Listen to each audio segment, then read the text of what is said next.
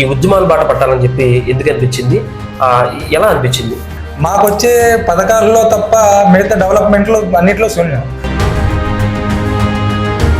వైఎస్ఆర్సీపీ పార్టీకి రావడానికి యాక్టివ్గా అందులో వచ్చి యాక్టివ్గా పార్టిసిపేట్ చేయడం గల కారణం ఏంటి?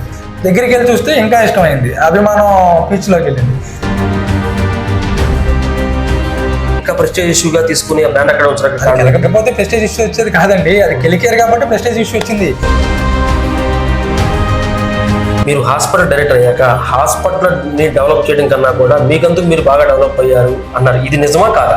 ఒకరి దగ్గర వెళ్ళి భజన చేయాల్సినంత అవసరం నాకు ఈ రోజుకి రాదు, రేపటికి రాదు, ఎప్పుడు తెచ్చుకోను. అలా మీరు ఎంపీ గారి మీదకి ఆ రోజు వెళ్ళడం జరిగిందా? అవన్నీ ఇవాళ నేను ఉంటే రేపు పొద్దున కూడా ఉంటాడు. ఎంపీ గారి కార్యాలయం వద్ద బ్యాన్ రచించడంలో రవీంద్ర హస్తం ఉందా లేదా? అంతేగాని ఒకరికి భయపడే పరిస్థితి చీలి రవీంద్రకి. ఏం చూసుకుని అంత పొగరనాలా లేకపోతే బలం అనాలా? ఏం చూసుకుని అంత యాటిట్యూడ్గా ఉంటాడు? కారణం ఏంటి? ఎవరంటాడు నాకు బలం? నాకు నేనే చూసుకుని ఉంటా. పార్టీ మారే ఆలోచన ఉందా? ఎందుకు పార్టీకి దూరంగా ఉన్నారు? వాటి వల్ల కొంచెం తగ్గిందేమో కానీ